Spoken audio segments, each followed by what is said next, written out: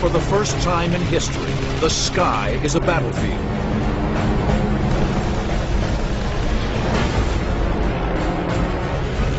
In World War I, brutal air combat with wood and canvas biplanes forges a new kind of warrior.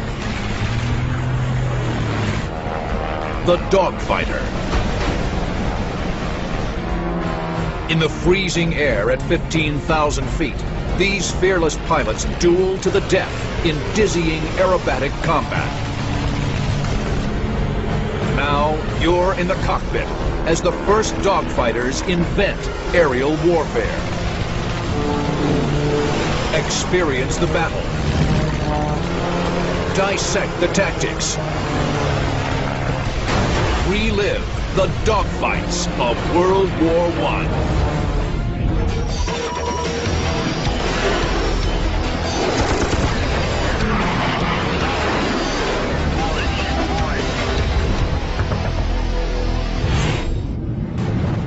June 1917, 15,000 feet above La Selle, France, on the Western Front.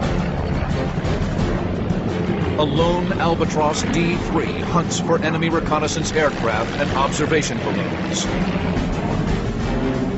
An icy 100-mile-per-hour wind stings exposed skin as the pilot searches the sky. He is 21-year-old Ernst Udet, destined to become a top German ace. Second only to Manfred von Richthofen, the Red Baron. Here's someone who, by his own admission, had no qualms whatsoever about going head-to-head with an opponent in the interest of making the opponent flinch first. Not long into the mission, Udet spots something. From the west, a small dot approaches fast. At first, small and black, it grows quickly as it approaches. A Spad, an enemy fighter. The aircraft has the distinctive brown markings and stub nose of a French Spad 7. The adversaries close, head on. At the same height, we go for each other, passing at a hair's breadth. We bank into a left turn, then begins the circling. Udet yanks the stick back and applies rudder. The simple but responsive cable and pulley controls snap the biplane into a tight bank. Like heavyweight boxers, the opponents test each other's defenses, holding back aggressive moves until they determine their enemy's skill. It wasn't the first pass that really gave them the initial insight into how good of an opponent they were facing. It was the first turn. The technological advantages of fighter aircraft in World War I weren't in the normal vertical flight pass. It was the turn. How quickly did the guy turn? How quickly could he recover? How much altitude could he gain in the turn without stalling the aircraft? The Albatros D-3, flown by Ernst Udet, is a fast-climbing and maneuverable fighter that dominated the Allies when first sent into combat.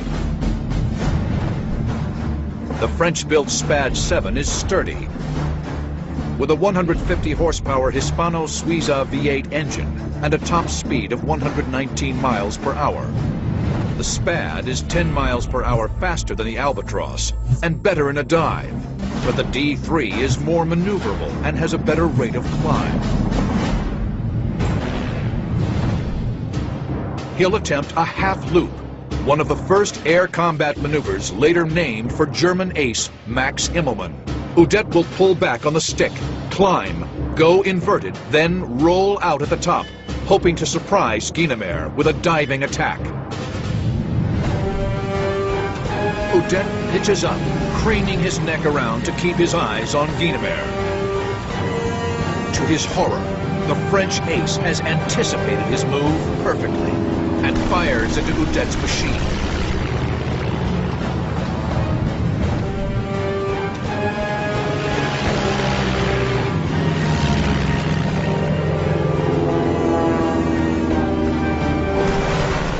Metallic hail rattles through my right wing plane and rings out as it strikes the struts. Udet reacts through sheer instinct, choking back the panic while struggling to regain the advantage.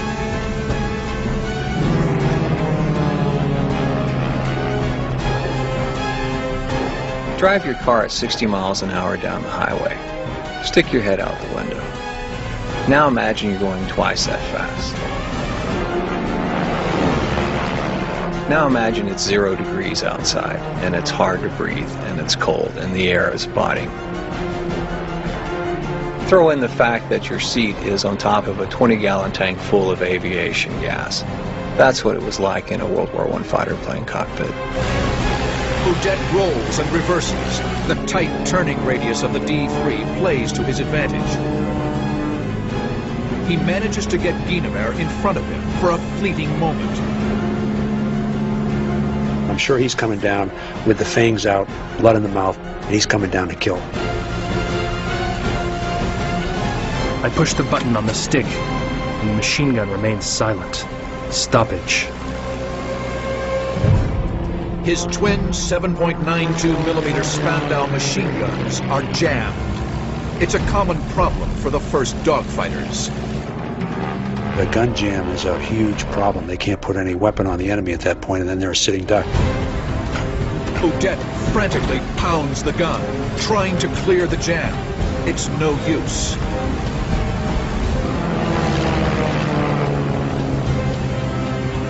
At that point, he was just a target for Guynemer, so he was doing a lot more wider circling, a lot more climbing, trying to stall the plane, doing things that were much more evasive. Udet and Guynemer roll right and pull into each other again.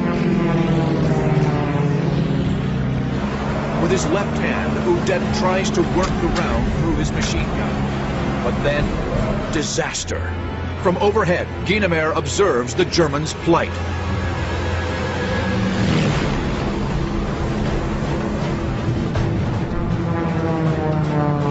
Now he knows what gives with me. He knows I'm helpless prey.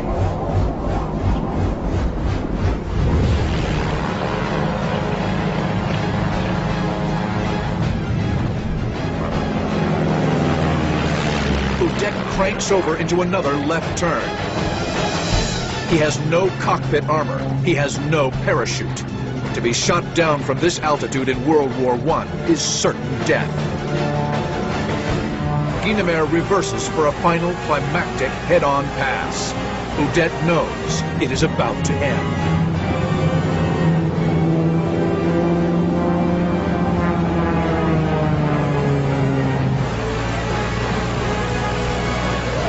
He skims over me, almost on his back. Then it happens. He sticks out his hand and waves to me, waves lightly, and dives to the west in the direction of his lines. I fly home. I'm numb.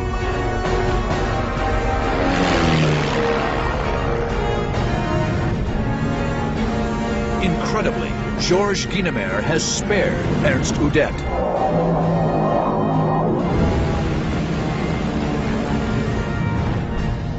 There are people who claim Guynemer had a stoppage himself then. Others claim he feared I might ram him in desperation, but I don't believe any of them. I still believe to this day that a bit of chivalry from the past has continued to survive.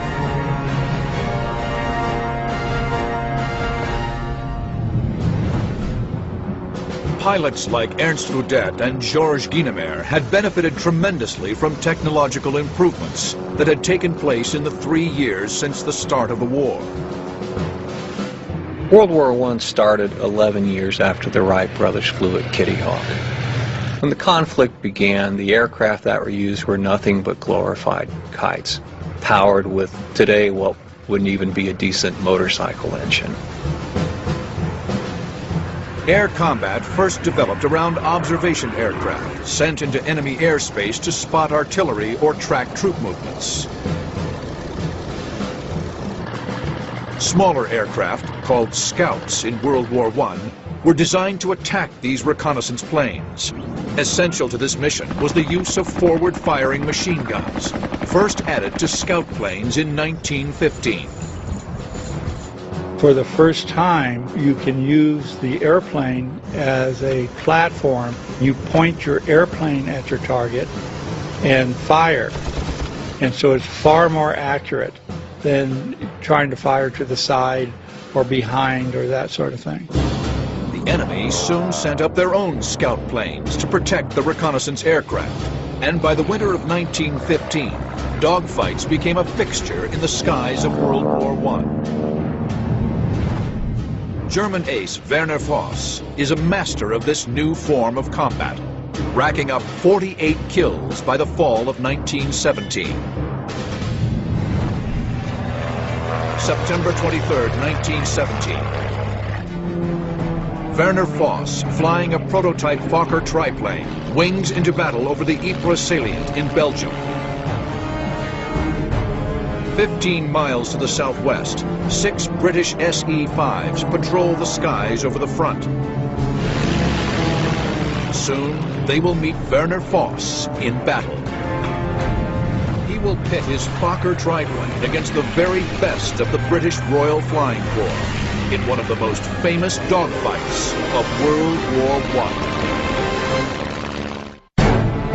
September 23, 1917. 6 British SE-5 fighters cruise over the Western Front near Houten, Belgium. The SE-5s are B Flight of 56 Squadron.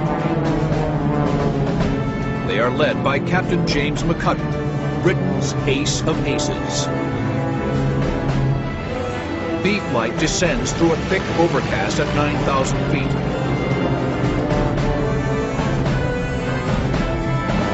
Below the clouds, unseasonably warm, humid air whips through their open cockpits. They were looking for either fighter aircraft from the opposing side or to find an observation aircraft that was trying to take pictures on their side. Flak bursts menacingly around them. The first anti-aircraft guns were nothing but field artillery, modified to fire vertically. McCudden quickly spots a German DFW, a 2-seat reconnaissance aircraft. The German is below B Flight and directly in front. McCudden pitches over into a dive to make a lightning-quick attack run. At 50 yards, he opens fire with a Lewis machine gun mounted on the top wing.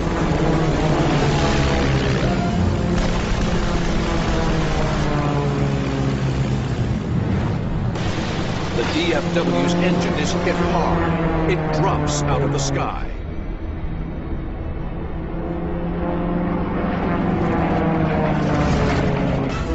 But as B Flight pulls up, McCudden spots something in the distance. We saw ahead of us, just above Polkapelle, an SE half spinning down, closely pursued by a silvery blue German triplane at very close range. The SE-5's tormentor is German ace Werner Voss.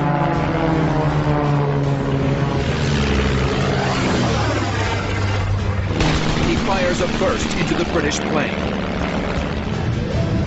B Flight looks on. The wounded SE-5 trails thick black smoke as Voss engages a second SE-5. Effortlessly, the triplane pitches up, wings over, and drops onto the SE-5's tail.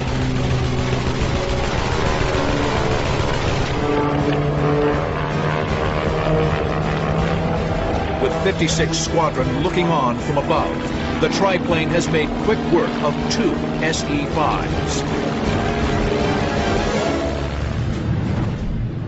Voss's Fokker triplane is a prototype aircraft, though slower than most fighters on the front. Its 3 wings give it astonishing maneuverability. McCudden and 56 Squadron's Scout Experimental 5A, or SE-5A, operational in May 1917, is easy to fly and an extremely stable gun platform. Both planes are heavily armed with 2 machine guns. The SE-5, with a top speed of 130 miles per hour, is faster than the Fokker, but the Fokker is more maneuverable. B Flight is now above and behind Voss, in perfect attack position. McCudden and Rhys Davids will lead the attack. Keith K. Muspratt and V.P. Cronin will follow. The remaining 2 members of B Flight stay up high as top cover. McCudden signals the attack by rocking his wings.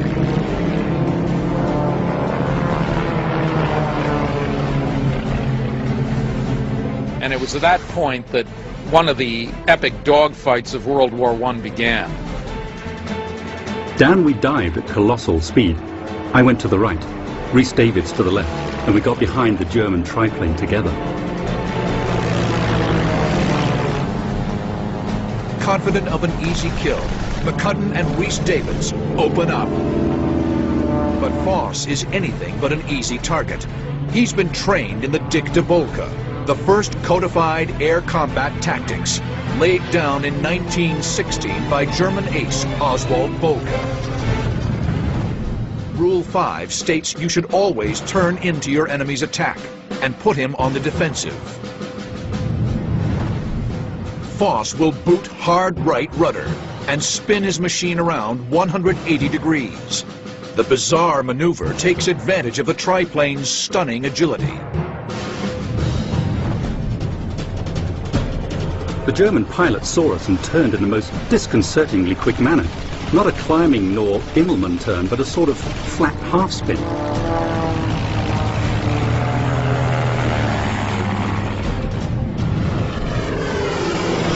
The DR-1 triplane, having 3 wings, had an exceptional amount of lift to it. What it allowed the triplane to do was to basically do what's called a flat half-spin or an uncoordinated turn. The SE-5s face a torrent of tracers. McCudden and Rhys Davids pull into a steep climb called zooming in World War I. But Cronin's SE-5 is sluggish. He drops below Foss, his engines sputtering. McCudden, Rhys Davids, and Musprat are here, above Foss. Cronin is below the fight, easy prey for the German ace. Foss reverses and attacks Cronin. Cronin's sputtering engine coughs to life. He now turns directly into Foss and opens fire at 300 feet. Foss breaks off his attack, but he's not running away, even if it's 4 against 1. Cronin takes on a role in the battle at this point, not unlike a matador. He is deciding to stay in the fight and to stay ahead of Voss and to act as a distraction. Cronin is thrown from side to side within the open cockpit. I don't know how many times I got in a burst head on, then dived in under him while all the while he was drilling at and into me.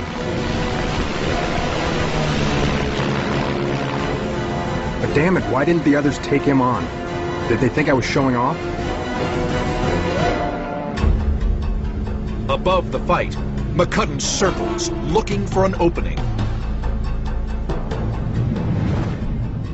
McCudden will wait for Foss to expose his 6 o'clock, then dive in and attack. Foss turns after Cronin. McCudden pitches down. He opens up with his Vickers machine gun.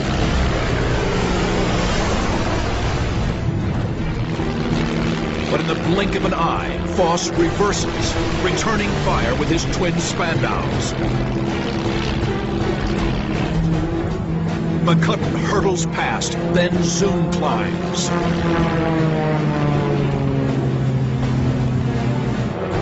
Foss maneuvers bravely in spite of the odds. In a group combat like that, when it's 1 against 4, the best place to be is in the middle of everybody else. Because they're circling around you trying to maneuver, but they have to be careful, A, they don't shoot each other, or B, they don't crash into each other. But McCudden is determined. He again noses over.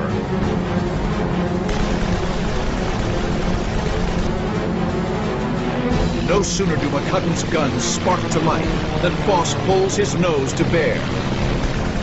Hot German lead tears through McCudden's SE-5, shredding fabric and wooden wing spars. Foss appears invincible at the controls of the triplane. The airplanes of that era were creatures of the air. You felt every input, that you gave to the controls. You had cable connections to the ailerons, the rudder, the elevators. Not at all like today, where we have fly-by-wire jets where you move a control stick 1/8 of an inch and you get a knife-edge flight all of a sudden. Voss's mastery of his machine finally catches up to VP Cronin. His SE-5 has taken severe damage. He finally got too close to me, and I resorted in desperation to the old method of shaking a pursuing machine.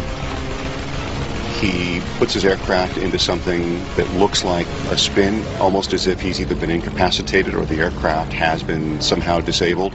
After a couple of revolutions, it appears that Voss actually buys it and lets him fly away.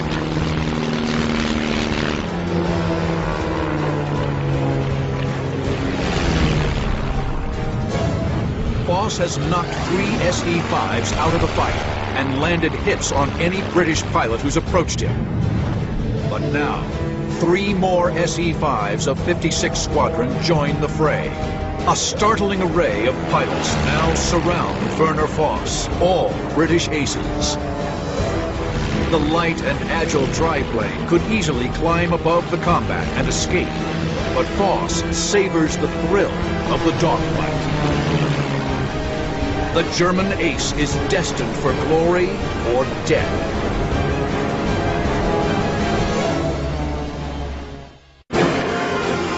September 23rd, 1917. In the midst of a wild melee, famed German ace Werner Voss holds his own against no less than 6 top British aces. Voss savors the combat, superbly demonstrating the lethal effectiveness of his prototype Fokker triplane.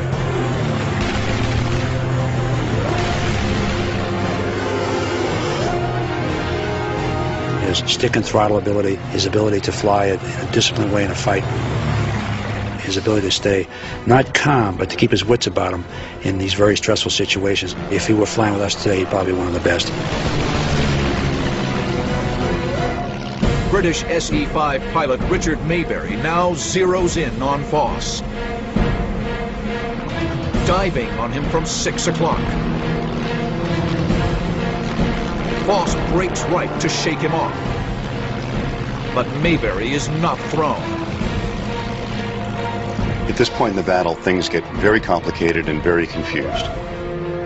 An albatross joins the battle, which of course helps Voss considerably, at least numerically. A German Albatross D3 has stumbled into the action, turning easily onto Mayberry's tail. Mayberry zoom climbs to shake the Albatross. The German pilot gives chase. But even worse, Voss latches on as well. Flying nearby, James McCudden and Arthur Rhys-Davids move in behind the Germans.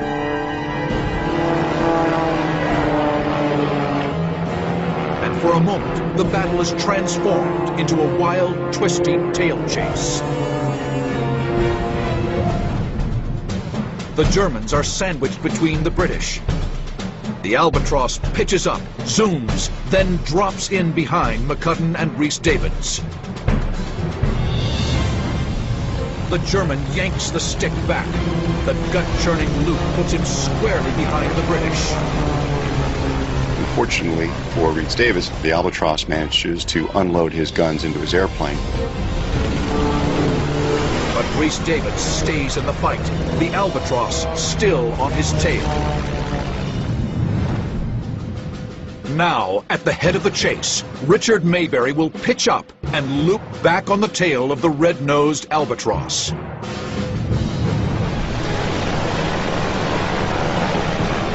Mayberry yanks the stick back, throwing his SE-5 into a dizzying acrobatic maneuver. He fires from point-blank range. The wounded Albatross plummets. Voss is alone once again. He zooms, distancing himself from the slower climbing SE-5s.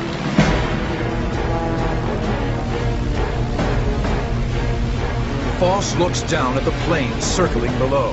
He could easily disengage and live to fight another day, but the enticement of the kill runs hot through his veins. I think actually he got greedy, and he was looking at an opportunity to notch number 49 and number 50, and furthermore to close the gap on his friend and rival Manfred von Richthofen. Foss dives back into the fray. He fires his Spandau machine guns into the nearest SE-5.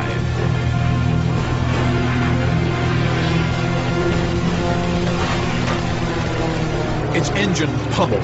The British pilot dives out of the fight. The dogfight rages above no man's land. Foss handles the triplane superbly, pumping rounds into each of the attacking SE-5s. But it isn't enough. The thing that's unfortunate for Voss is that he never really put enough planes out of commission to gain any sort of advantage. All the bullets he put into all those planes, he never drew a drop of blood from any of those opponents. To the British, Foss seems invulnerable. The triplane was still circling round in the midst of 6 SEs who were all firing at it as opportunity offered. And at one time I noted the triplane in the apex of a cone of tracer bullets from at least 5 machines simultaneously, and each machine had 2 guns.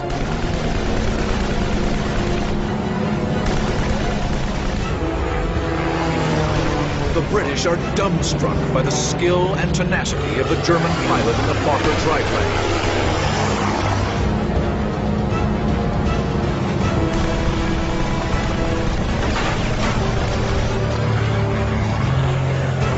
But Werner Voss's luck is about to run out. Voss is here. British ace James McCudden is here. They'll streak in, head on. But Voss doesn't see another SE-5 coming in from the side. The SE-5 on the side watches the merge. Then opens fire. Rounds slam into the triplane's cockpit and fuselage. Voss stays aloft, but for the first time in the battle, he takes no evasive action. Then, Arthur Rhys-Davids dives on Voss from behind. He empties his Vickers machine guns into the triplane.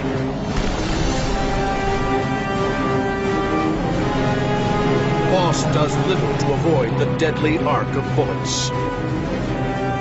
Given how much he straightened up and how the ferociousness of his maneuvering had abated, that he was wounded and he was probably starting to have some difficulty maintaining consciousness. Rhys-Davids fires another burst into the triplane, then pulls up.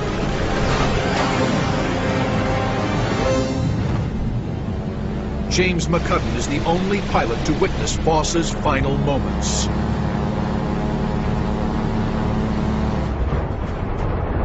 When I next saw him, he was very low.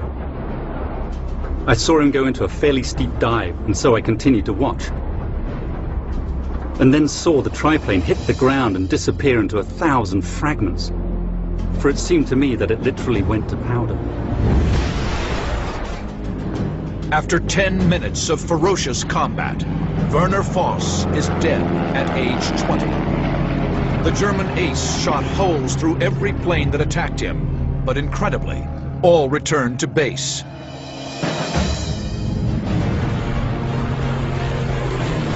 As long as I live, I shall never forget my admiration for that German pilot. His flying was wonderful, his courage magnificent, and in my opinion, he is the bravest German airman who it has been my privilege to see fight.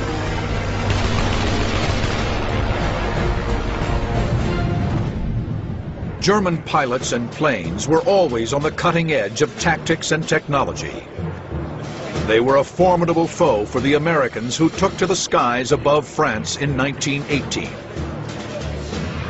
The United States Army Air Service was equipped and trained by the French. Though some pilots had flown in the French Lafayette Escadrille earlier in the war, Most had no combat experience. America's first dogfighters will be tested as never before. September 14, 1918, Mars-la-Tour, France.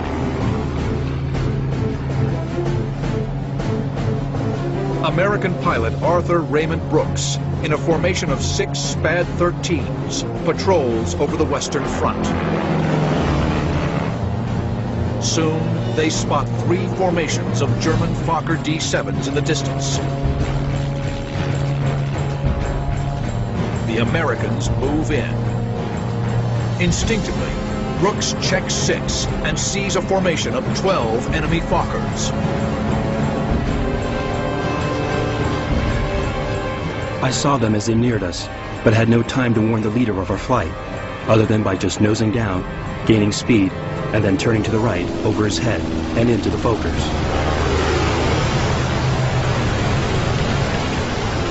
Brooks's abrupt maneuver separates him from his flight. 4 of the German planes continue on to attack the rest of the SPADs, but 8 stay to fight the lone American. The sky explodes to a furious and deadly contest. September 14, 1918. American pilot Arthur Raymond Brooks wings straight into the fight of his life.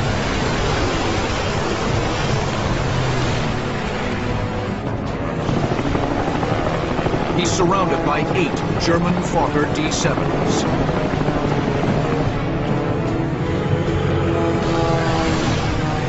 I was scared, but in spite of much high tension and yelling at the top of my voice, I calculated, by the nature of my training I suppose, that I would get as many Fokkers as possible before the inevitable.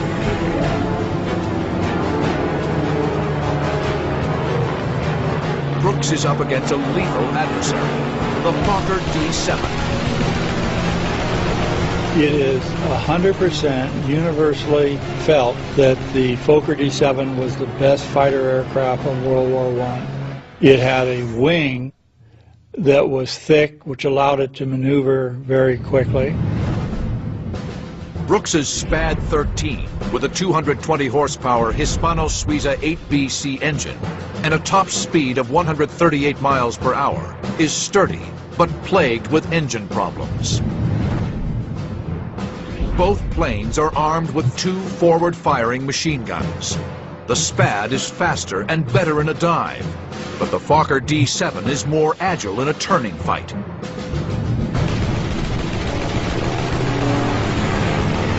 Brooks initiates violent evasive maneuvers, skidding, looping, and diving, anything to prevent the circling Fokkers from getting a clean shot. In the heat of the fight, Brooks was probably alternating between panic and the coolness of desperation. His mind was fixed on a number of things at once. Adrenaline surges as he fights to stay alive amid the chaos of swirling airplanes. Suddenly, one Fokker dives towards him in a head-on pass. Desperate to save fuel and ammunition, Brooks heads directly at the Fokker, intent on ramming the German. It seems like a real dramatic last-ditch move. No telling what damage you're going to inflict on your own airplane with something like that. Just before impact, the German peels under and dives away.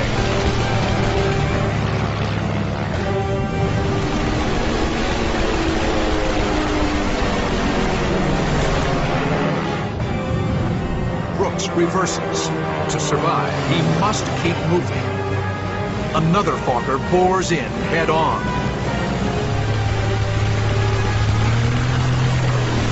Brooks speeds by.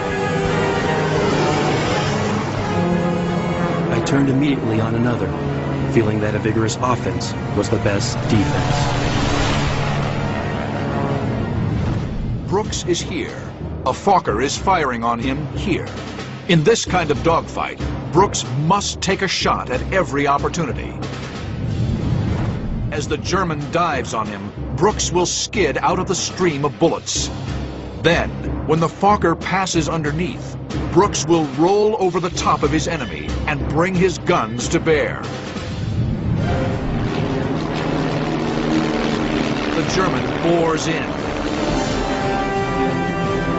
Brooks pulls hard back on the stick. The Spad leaps skyward. I had just enough time to dip enough to see his features before I fired incendiaries, and he was aflame.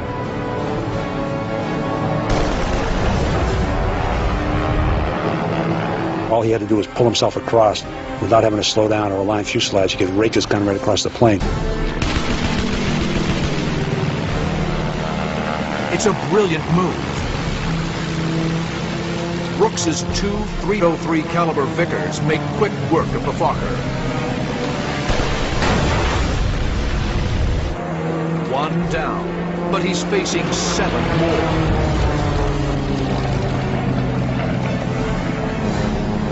Brooks spots a Fokker at 2 o'clock, starting a pass.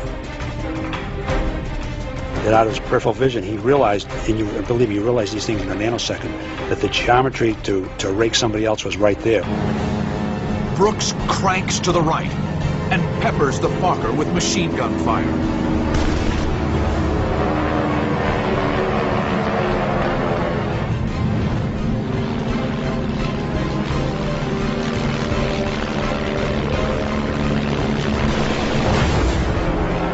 Two down. But knocking the Hun aircraft down may play to Brooks's disadvantage. It was being surrounded that saved me thus far. The Germans could not shoot at me without being in their own way most of the time, or bringing one of their own aircraft into the line of fire.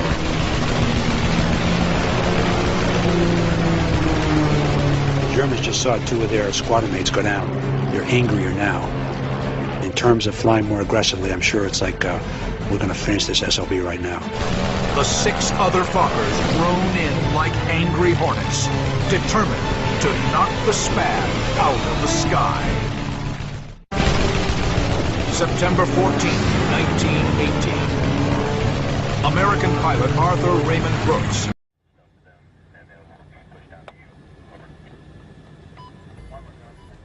Over the past decade, I've watched American troops operate on the front lines of war in Iraq and Afghanistan, both as a U.S. Marine and later as a journalist. During that time, 2 things have struck me.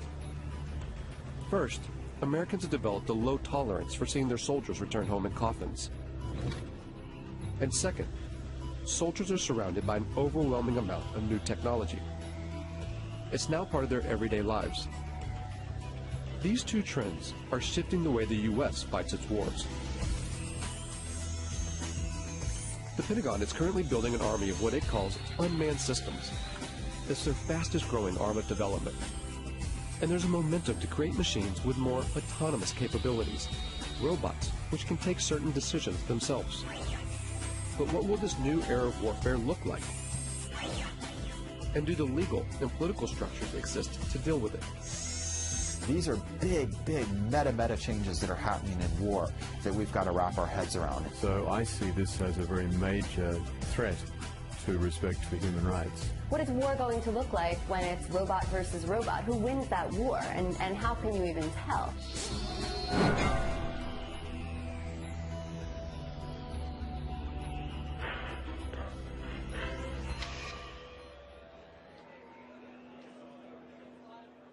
This is the largest gathering of robotics companies in the world. It's organized by AUVSI, the Association of Unmanned Vehicle Systems International. So these are successfully used in operations at the reactors? Hundreds of private corporations and university researchers are here to show off their latest cutting-edge inventions. And so there's things that we can actually pick up with the gripper, use them to defuse a bomb, and then put them back. They're all either selling their products or soliciting funds for their projects. And most of them are targeting a single customer with deep pockets, the U.S. military. This is an annual conference for the robotics industry in Washington, D.C. Years ago, this was a pretty small gathering. This year, there'll be over 7,000 attendees. It's an enormous business here now. It covers everything. You'd be surprised what you could find. Everything from unmanned boats, ships, submarines, to armed drone helicopters. And just the air portion of the robotics or unmanned industries this year will be worth $7 billion. In 2009, the U.S. Defense Department earmarked $18 billion over 5 years for the development of unmanned systems. This boom in military robotics comes off the back of the so-called global war on terror. The wars in Iraq and Afghanistan, along with lethal action in Pakistan and Libya, have created a political and strategic space for unmanned robotic systems. It's not a situation where you're in these big, formation operations or fights. You're dealing with very explosive, very spontaneous events. So you need something that's watching all the time and something that's very adaptable to be able to move from one location to another very, very quickly. The U.S. Air Force is presently training more unmanned systems operators than it's training manned fighter plane and manned bomber plane pilots put together. But that actually makes perfect sense because they're actually buying more unmanned systems than they're buying manned fighter planes or manned bomber planes. The number of drones in use by the U.S. military has surged from a handful in 2001 to over 7,000 today, and the number of ground robots has shot from 0 to 12,000.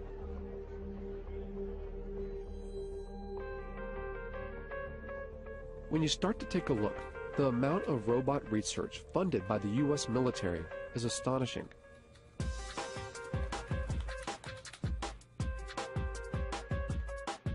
Fault Lines put in more than 100 requests and follow-ups to the Pentagon, military contractors, private robotics companies, and university research labs. But gaining access to see how these tax dollars are put into use isn't easy. When we could actually get a response, it was almost always a firm no. After several months of chasing, only a handful agreed to allow us to film.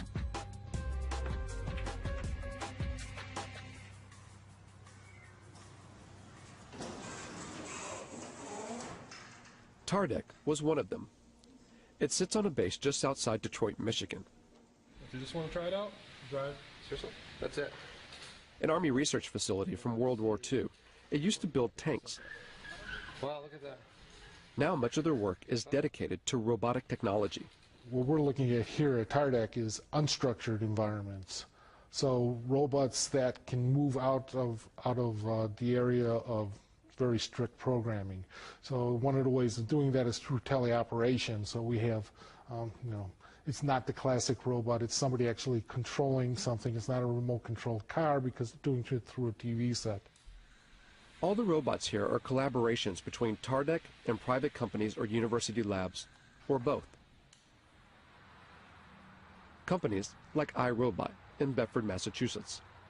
This is the home of the PackBot, one of the first ground-based robots the U.S. military adopted after 9/11. Thousands are being used in Iraq and Afghanistan to defuse improvised explosive devices, or IEDs.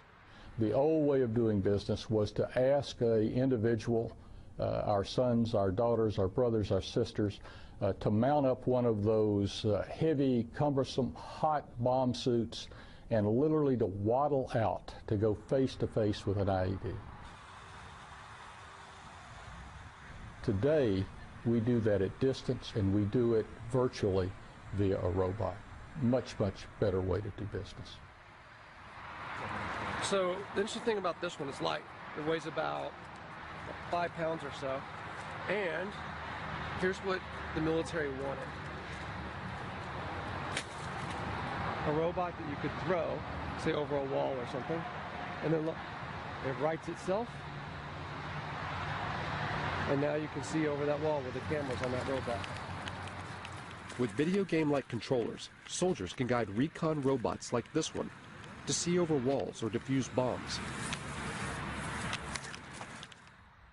These ground-based robots add a buffer between the soldiers that use them and a potential threat, whether it's a bomb or a human enemy.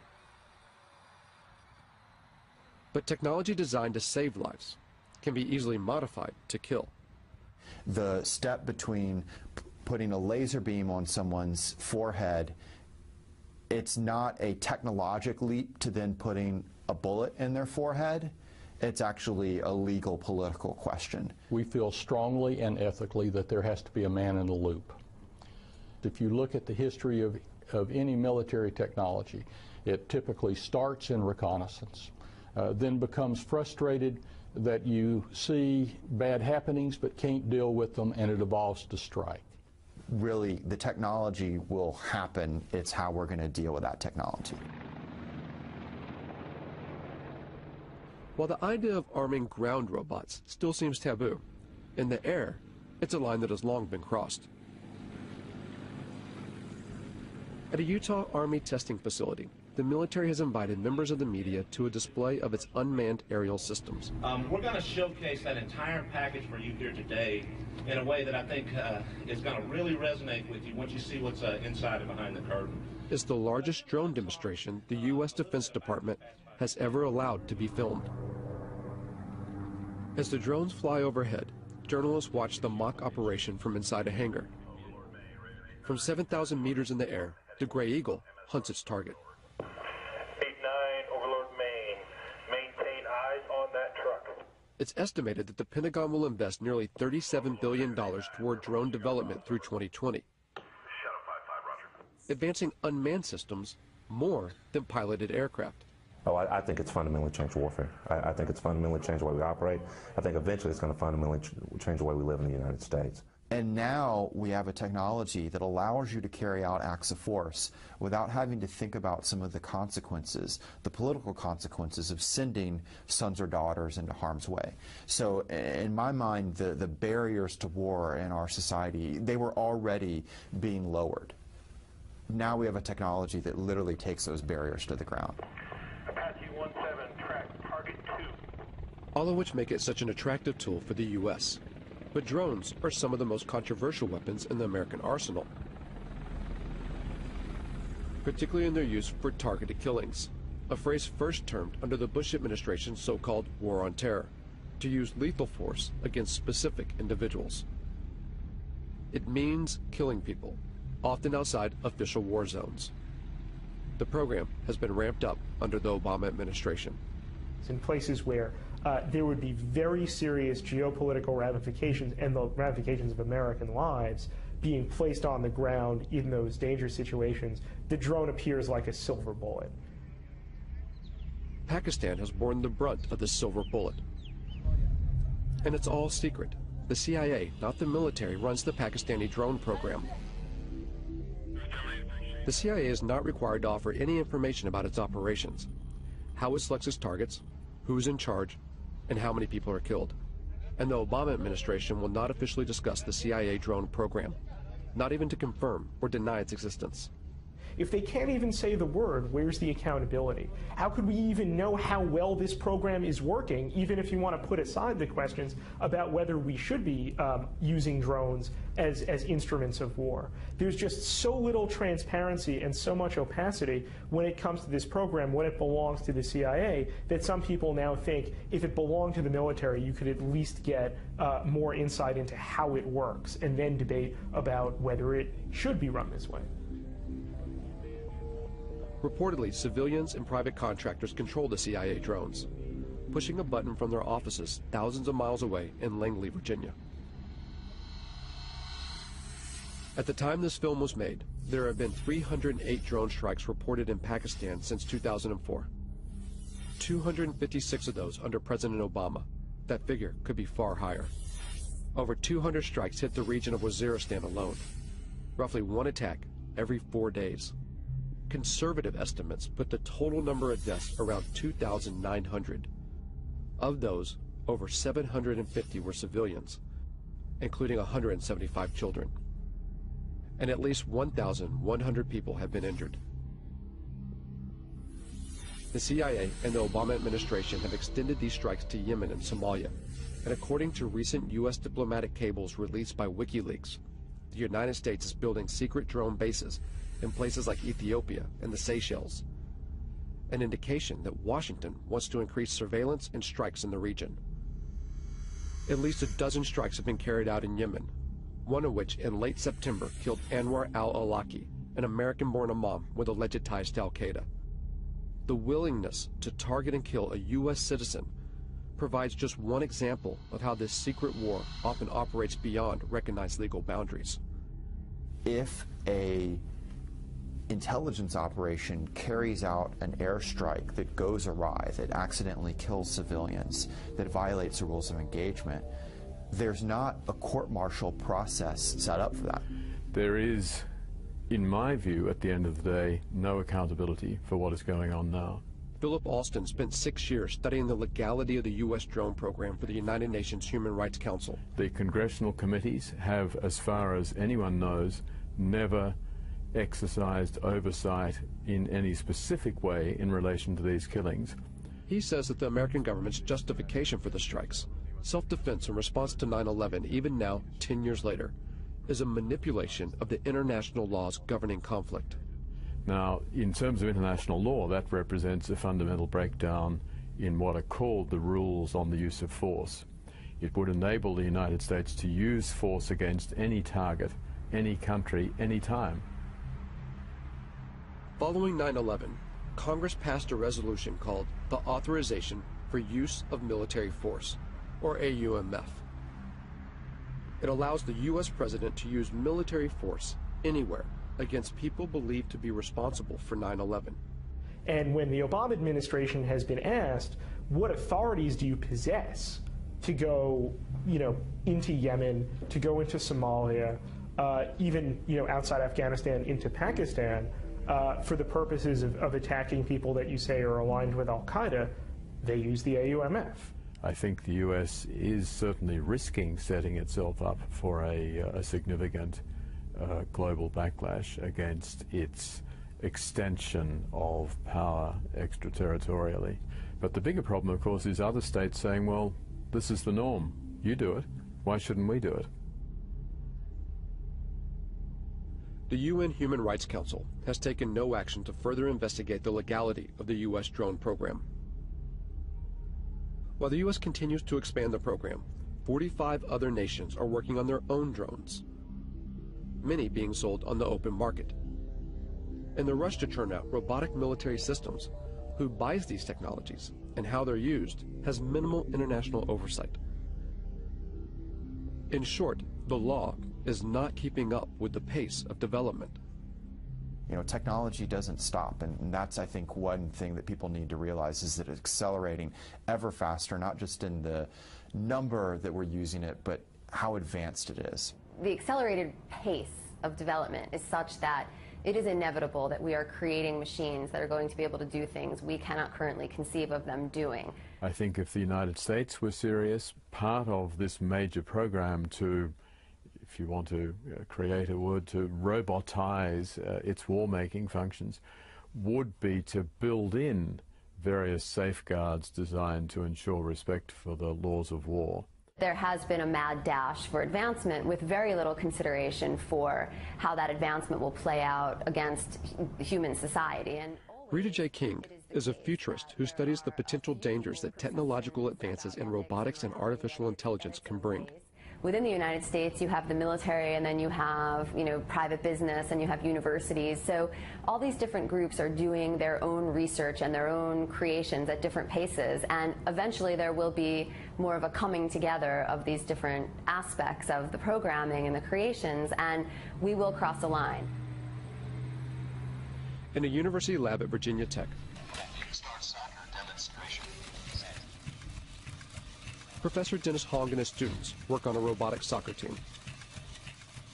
The real thing is, if you want to use these robots outside the lab in real life, doing real work, then without all the skills needed to playing soccer, it won't happen. So it's a really good controlled competition where we can develop all the technologies needed for robots to be used in real life.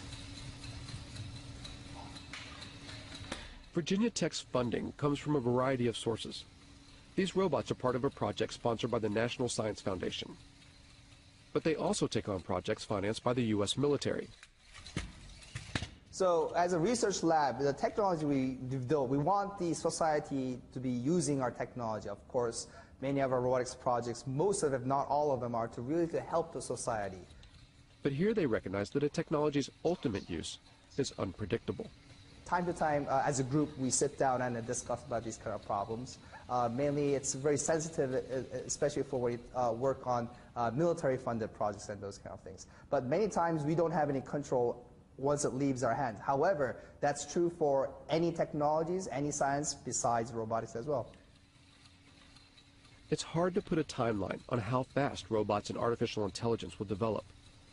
But almost everyone we spoke to seemed to believe that in just a few decades, the robots that will exist in our world will be unrecognizable by today's standards. I think the probability is virtually one, a certainty, that machines will be as intelligent as people, that we will have intelligent robots, that robots will be ubiquitous. So then the consensus of people in the industry is somewhere around 2025, 2030, and even if you would say, oh, that's optimistic. So maybe it's 2050. Maybe some of us won't be around to see it, perhaps, but it's not that far in the future. It's not 1,000 years. It's not 500 years. It's certainly not never. When people say machines will never be as smart as people, never is a very long time. The robots that we create could, of course, eventually will become much smarter than we are. And because they're smarter than us, we won't be able to conceive of how smart they are. And we'll have no control over that. And I don't think our brains are really equipped to accept the enormity of what that means, because we do find ourselves intelligent now. Science fiction stories have always made predictions about conflict between machines and people. The way to avoid that is for humans to always be at least as intelligent as their machines. While we may not know exactly if or when robots will become as intelligent as humans, at AUVSI, the talk of autonomy, of military robots taking more decisions by themselves, is growing. Work on the next generation of autonomy, maybe before it's really needed, to show where it can go. General Riggs talked about unfair advantage, and I'm in full agreement with him. We want unfair advantage. We want lots of unfair advantage. Why shouldn't we? And unmanned systems, and especially weaponized unmanned systems, clearly provide a huge advantage. So how far will robot autonomy go? And will a robot ever be allowed to make the ultimate decision to take a human life? Officially, the U.S. military claims there will always be a man in the loop, that a human will always make the decision to kill. But there are signs that this may not always be the case. In 2006, the Army funded a major study to find out if lethal autonomous robots could be programmed to act ethically on the battlefield. There's a long and rich history of war crimes in every war. We try and train our soldiers, and soldiers are instructed in this, but we are human beings. And there is emotions, there's anger, fear, frustration. We don't have to put those in autonomous systems. We can engineer out the emotions that get in the way. Ron Arkin, a professor at Georgia Tech, worked on this study and argues that robots can be more ethical than human soldiers, even in decisions to kill, by programming in what he calls bounded morality. You establish a venue, a region, or a task environment, or a mission under which the system is operating, and you engineer that system to make sure that it acts appropriately under those particular circumstances. Whether it makes that decision what to fire at, when to fire, and who to fire at, that I think is a critical decision that we already sort of ritualize within the military decision process, and we shouldn't relinquish that. There's reasons to deny people their right to life, self-defense, intervening on behalf of another to defend their life. But those are decisions that human agents and moral agents should be making, and not automatic processes. I will never, ever make the claim that these systems will be perfect. But I do make the claim that, I have the belief that these systems can outperform human beings in the battlefield, ultimately from an ethical perspective. We do have a moral responsibility to try to prevent this, and to not invest our time and energy and resources as scientists, as a society, into building a technology that has that kind of capacity to kill people on its own. But for now, there are no signs that research like this will stop. Because there's an assumption that underlies not only Arkin's work, but also the billions spent on defense. The assumption that war will always continue. War is a very cultural thing. It's a kind of a social deliberation instead of a moral deliberation or a cultural deliberation, if you will. Like, how do we want to fight wars? What is it to be a warrior in this society? And what does this society decide that war is about and is good for? In the past, battles had formal boundaries and ends, where each side had to bury their own. But as more robots go to war on behalf of humans, what stake does society hold? As killing becomes more automated, does it make war all too easy? So I think that is a big issue as far as what these technologies are going to do and making war much easier to become involved in, and really detaching, especially in the United States, the American public from its sense of responsibility and moral and social deliberation that should go into deciding when wars occur. A lot of people say, well, why don't we stop working on this technology? There's a problem, though. You'd have to stop science. It means you'd also have to first stop war and stop capitalism. And there's such a vast amount of money that goes into thinking about defense problems and solving defense problems that if we turned that time and energy and resources into solving more practical problems, we would actually probably alleviate most of the social and political problems that cause us to have defense and security concerns. And the fact of the matter is that most of the funding that's going into robot research, of course, is to create a better war machine. And to what end? It demonstrates how far we are from the sort of intelligence we need to build robots that can help us instead of hurt us.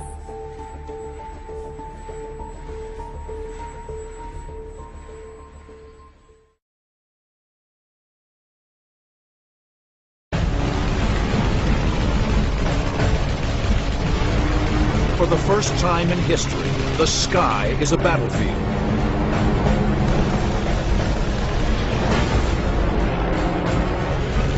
In World War I, brutal air combat with wood and canvas biplanes forges a new kind of warrior. The dogfighter. In the freezing air at 15,000 feet, these fearless pilots duel to the death in dizzying aerobatic combat.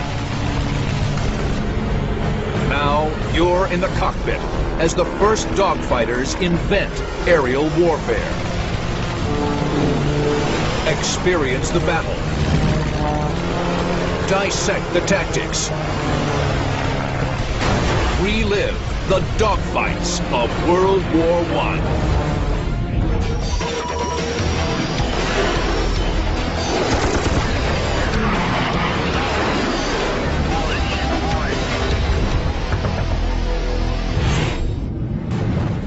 June 1917, 15,000 feet above La Selle, France, on the Western Front. A lone Albatros D-3 hunts for enemy reconnaissance aircraft and observation balloons. An icy 100-mile-per-hour wind stings exposed skin as the pilot searches the sky. He is 21-year-old Ernst Udet, destined to become a top German ace. Second only to Manfred von Richthofen, the Red Baron. Here's someone who, by his own admission, had no qualms whatsoever about going head-to-head with an opponent in the interest of making the opponent flinch first. Not long into the mission, Udet spots something. From the west, the small dot approaches fast. At first, small and black, it grows quickly as it approaches. A SPAD, an enemy fighter. The aircraft has...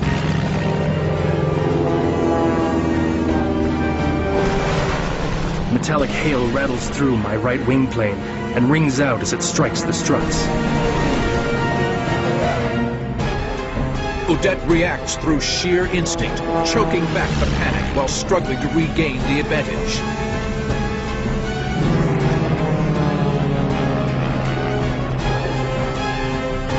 Drive your car at 60 miles an hour down the highway. Stick your head out the window. Now imagine you're going twice that fast. Now imagine it's 0 degrees outside, and it's hard to breathe, and it's cold, and the air is biting. Throw in the fact that your seat is on top of a 20-gallon tank full of aviation gas. That's what it was like in a World War I fighter plane cockpit. Udet rolls and reverses. The tight turning radius of the D3 plays to his advantage. He manages to get Guynemer in front of him for a fleeting moment. I'm sure he's coming down with the fangs out, blood in the mouth, and he's coming down to kill. I push the button on the stick, and the machine gun remains silent. Stoppage.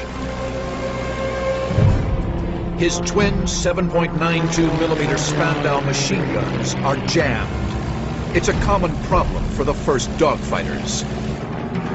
The gun jam is a huge problem. They can't put any weapon on the enemy at that point, and then they're a sitting duck. Udet frantically pounds the gun, trying to clear the jam. It's no use.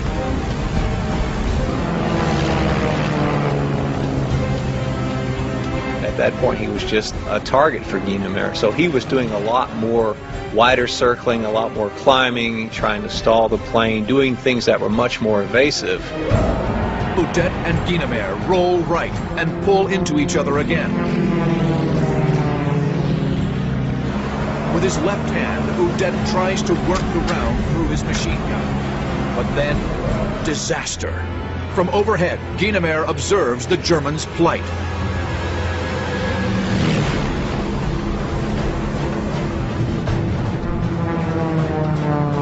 Now he knows what gives with me. He knows I'm helpless prey.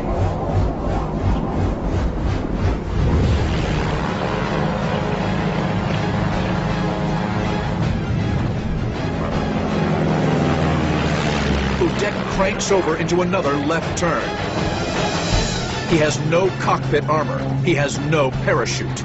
To be shot down from this altitude in World War I is certain death. Guynemer reverses for a final climactic head-on pass. Udet knows it is about to end.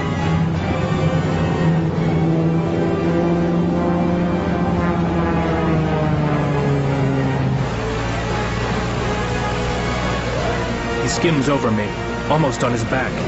Then it happens. He sticks out his hand and waves to me, waves lightly, and dives to the west in the direction of his lines. I fly home. I'm numb.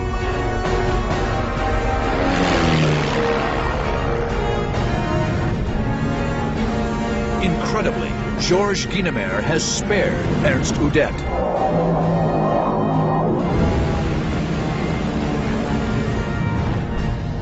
There are people who claim Guynemer had a stoppage himself then. Others claim he feared I might ram him in desperation, but I don't believe any of them. I still believe to this day that a bit of chivalry from the past has continued to survive.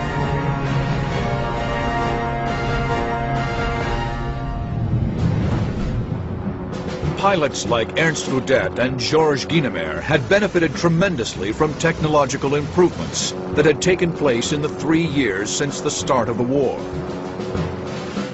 World War I started 11 years after the Wright brothers flew at Kitty Hawk. When the conflict began, the aircraft that were used were nothing but glorified kites, powered with, today, what wouldn't even be a decent motorcycle engine. Air combat first developed around observation aircraft, the distinctive brown markings and stub nose of a French Spad 7. The adversaries close, head on. At the same height, we go for each other, passing at a hair's breadth. We bank into a left turn, then begins the circling. Udet yanks the stick back and applies rudder. The simple but responsive cable and pulley controls snap the biplane into a tight bank. Like heavyweight boxers, the opponents test each other's defenses, holding back aggressive moves until they determine their enemy's skill. It wasn't the first pass that really gave them the initial insight into how good of an opponent they were facing. It was the first turn. The technological advantages of fighter aircraft in World War I weren't in the normal vertical flight pass, it was the turn. How quickly did the guy turn? How quickly could he recover? How much altitude could he gain in the turn without stalling the aircraft? The Albatros D-3, flown by Ernst Udet, is a fast-climbing and maneuverable fighter that dominated the Allies when first sent into combat. The French-built SPAD 7 is sturdy. With a 150 horsepower Hispano-Suiza V8 engine and a top speed of 119 miles per hour. The SPAD is 10 miles per hour faster than the Albatros and better in a dive, but the D-3 is more maneuverable and has a better rate of climb.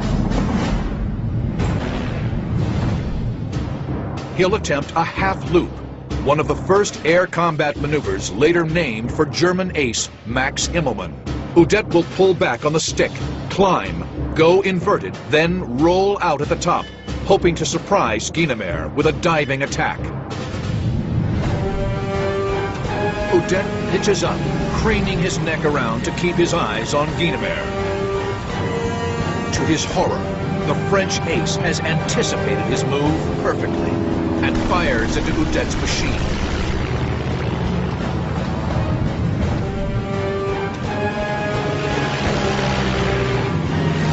Sent into enemy airspace to spot artillery or track troop movements.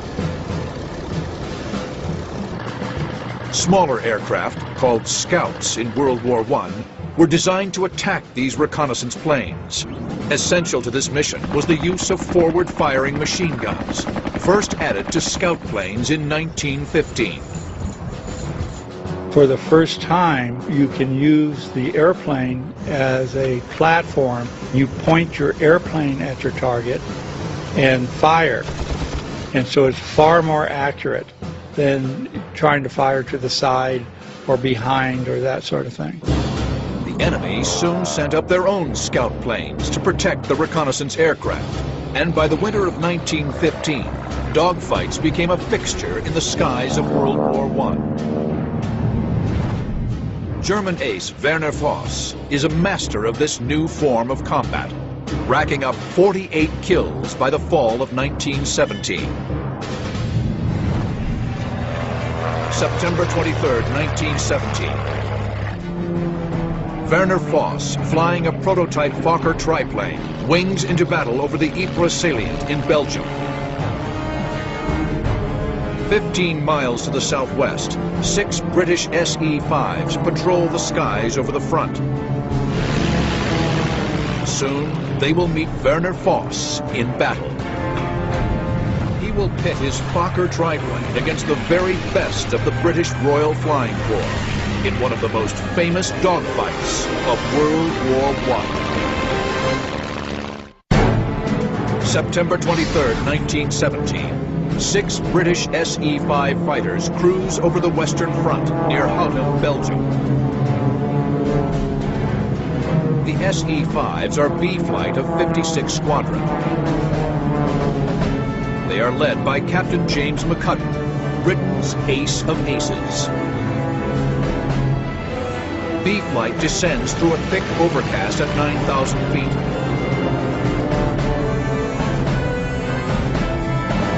Below the clouds, unseasonably warm, humid